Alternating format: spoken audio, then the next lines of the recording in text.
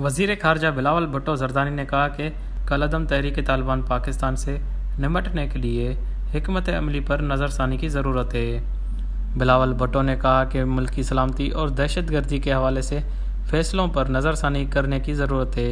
انہوں نے کہا کہ اس بات کو تسلیم کرنے میں کوئی حرج نہیں کہ ہم چند معاملات میں غلط اور دیگر معاملات میں درست تھے، لیکن یہ بات بھی قابل ذکر ہے کہ ہمیں دہشت گردی کے معاملے پر اپنے نقطۂ نظر کا جائزہ لینا چاہیے۔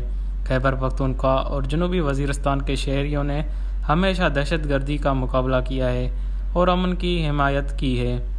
وزیر خارجہ نے کہا کہ پاکستان کے لوگوں نے ان دہشت گردوں کو بھاگنے پر مجبور کیا اور عوام سمجھتے ہیں کہ خطے میں کچھ دہشت گرد ایک بار پھر واپس آ رہے ہیں، جن کے خلاف عوام احتجاج کر رہی ہے اور احتجاج کرنا ان کا حق ہے۔ دہشت گردی سے نمٹنے کے لیے ہمیں اپنی حکمت عملی پر نظر ثانی کی ضرورت ہے۔ بلاول بھٹو نے کہا کہ اب وقت آ چکا ہے کہ ملک کی سلامتی سے متعلق فیصلوں پر اندرونی معاملات کا جائزہ لیا جائے۔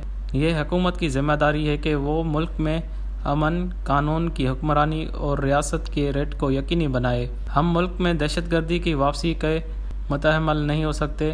تحریک طالبان پاکستان کے ساتھ مذاکرات یا جنگ کے حوالے سے سوال پر بلاول بھٹو زرداری کا کہنا تھا کہ اس مسئلے کا حل اتنا آسان نہیں ہے۔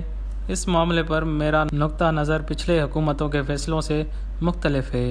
انہوں نے جامعہ کراچی میں حملے اور خیبر پختونخوا میں متعدد واقعات کے حوالے دیتے ہوئے کہا پچھلے ایک سال سے دہشت گردانہ حملوں میں نمایاں اضافہ ہوا ہے۔ وزیر خارجہ نے پریس کانفرنس کے دوران لکی مروت اور باجوڑ کے اضلاع میں 2 الگ الگ واقعات میں 8 پولیس اہلکاروں اور فوجیوں کی شہادت کا بھی حوالہ دیا۔ تحریک طالبان پاکستان فوج کے ساتھ جنگ بندی ختم ہونے کے بعد ستمبر میں تحریک طالبان پاکستان کے حملوں میں اضافہ ہوا ہے۔